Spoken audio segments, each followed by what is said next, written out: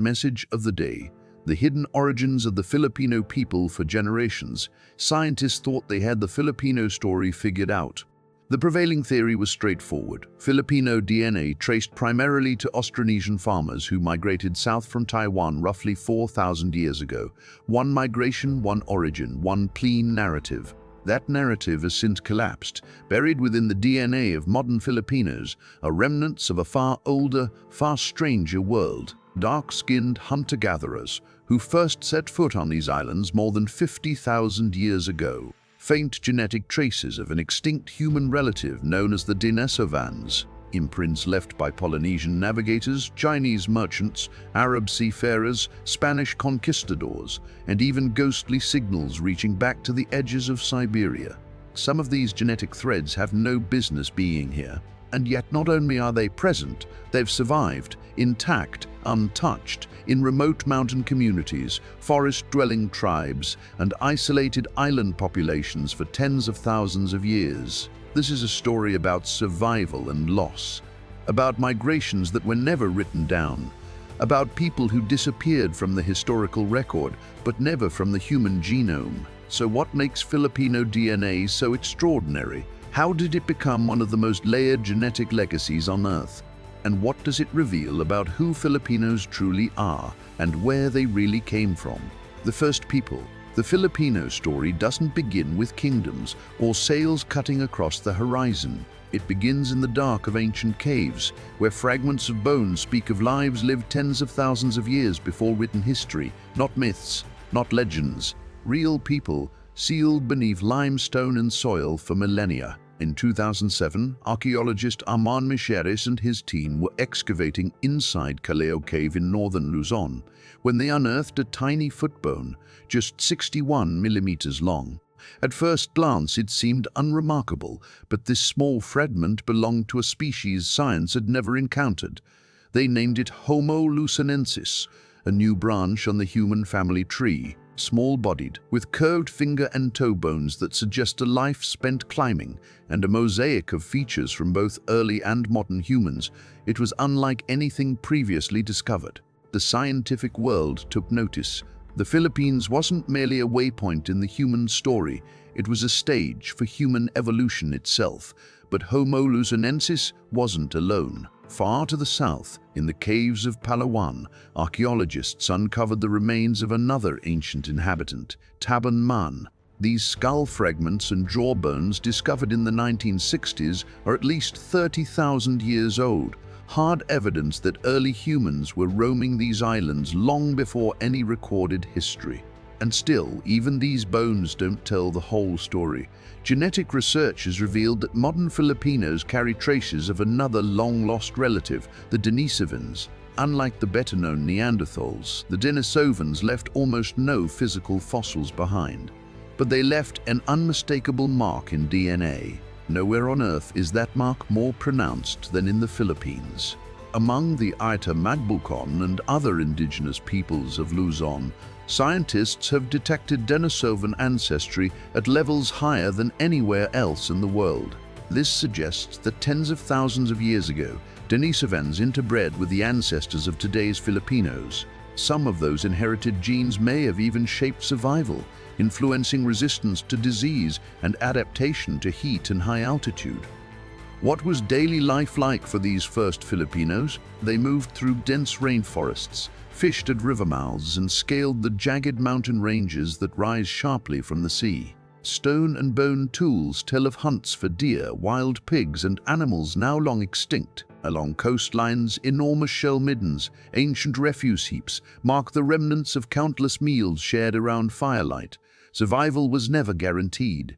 Typhoons tore through the islands. Earthquakes split the land. Volcanic eruptions could erase entire communities in a single day. But these people adapted. They moved with the seasons, harvested both land and sea, and carved out lives in one of the most volatile and richly biodiverse environments on the planet. Their world was both isolated and interconnected in unexpected ways. The Philippine archipelago was never a single landmass, not even during the Ice Age, when lower sea levels exposed more land. Deep oceanic trenches kept many islands permanently apart, forcing early inhabitants to become among the world's first open-water seafarers, crossing dangerous channels long before large boats existed. Every crossing left a legacy. Some groups settled on a single island and stayed. Others spread across many, generating a patchwork of cultures, customs, and languages. Tens of thousands of years of isolation preserved that diversity. It's why the Philippines today has more than 180 distinct languages, a living echo of that ancient fragmentation. And then there were those who vanished entirely. Homo luzonensis lived, flourished, and disappeared, leaving only a handful of bones behind. We still don't know why. Perhaps they were absorbed into later populations. Perhaps climate shifts or competition drove them to extinction. But their presence is a reminder that the Philippines was not settled once. It was settled again and again, layer upon layer, wave upon wave. Modern Filipinos carry this hidden history within them. Geneticists can trace lineages back to these ancient hunter-gatherers, especially among indigenous communities in the highlands and forests. It means that through every rise and fall of civilizations, through every wave of colonization, the echoes of the very first Filipinos never entirely faded. To stand inside Colonial Cave today is to stand at the threshold of forgotten worlds.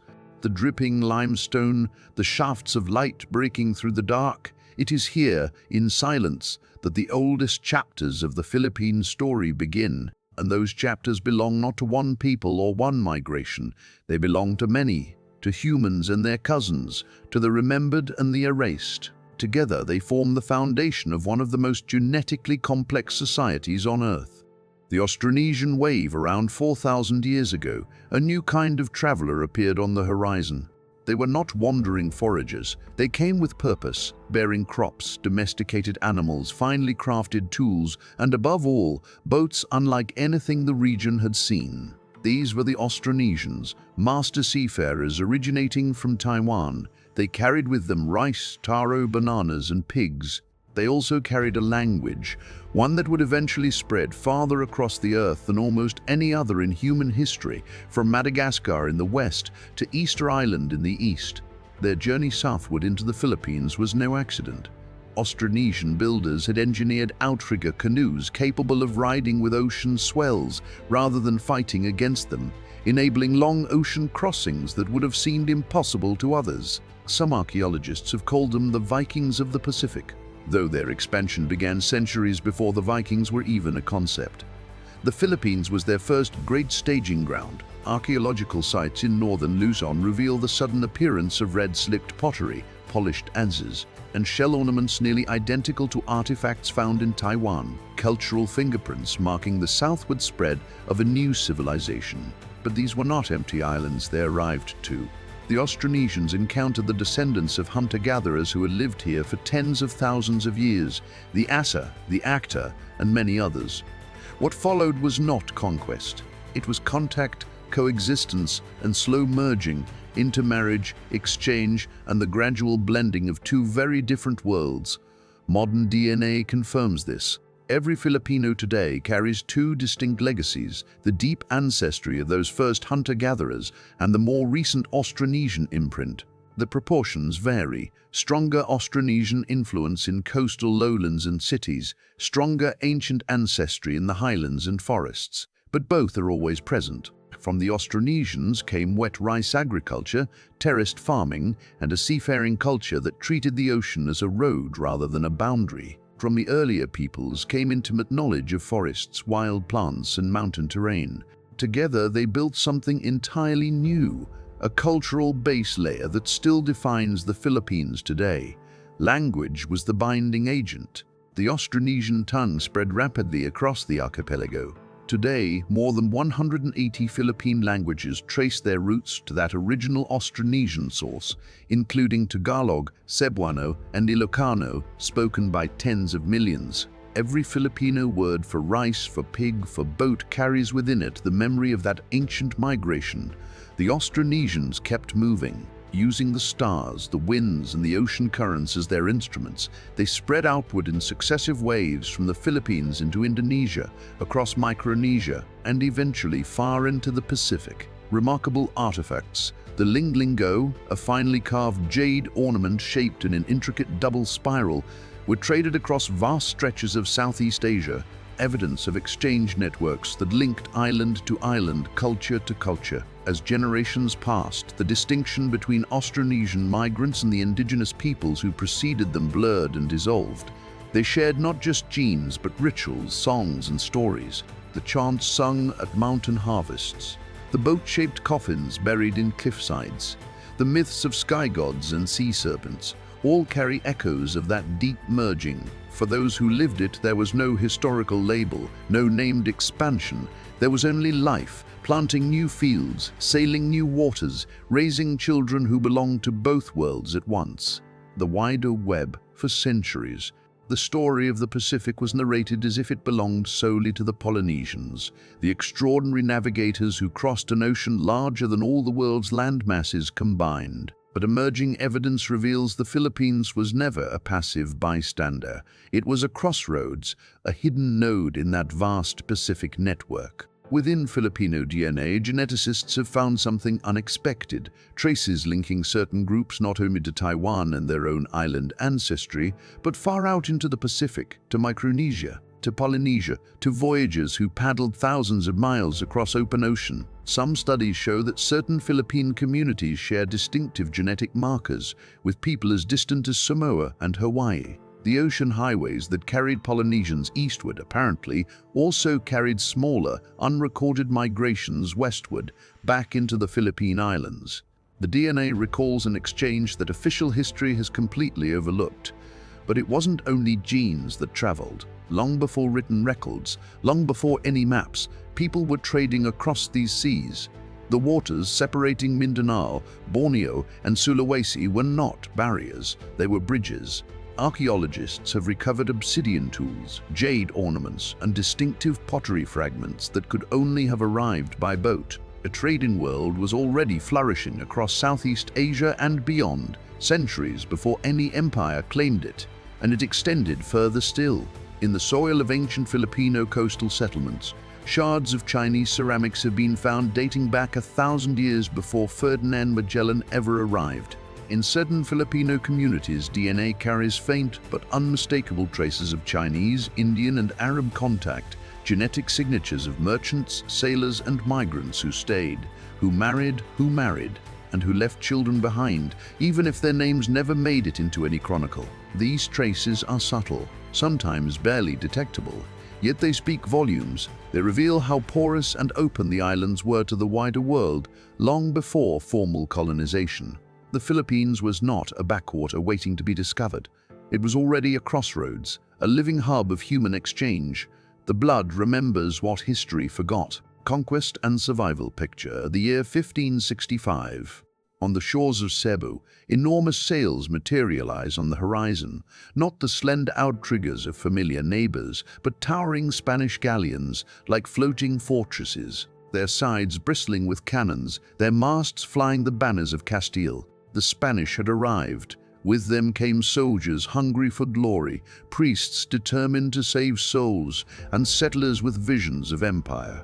For the first time, the islands faced not trade, but conquest. Bamboo and nipa shrines gave way to stone churches. Old gods were driven underground, their names spoken only in whispers, while church bells rang across the archipelago. Catholicism was not merely offered. For many, embracing it was a matter of survival. Yet even as Filipinos converted, they quietly reshaped the faith from within, raiding saints with spirits, layering ancient rituals beneath the surface of colonial observance. Spain could not sustain its empire on devotion alone. The Philippines became a hinge point in a global trade system unlike anything that had existed before. Every year, galleons sailed from Manila laden with Chinese silk, Indian cotton, and spices from the Moluccas, crossing the vast Pacific to reach Acapulco, Mexico. In return came silver, soldiers, and food. Chocolate, corn, tomatoes, and chili peppers crossed the ocean and transformed Filipino cuisine forever. People crossed too. Mexican soldiers married local women. New bloodlines emerged. New faces appeared in villages far from Manila. The Philippines was no longer merely an Asian story.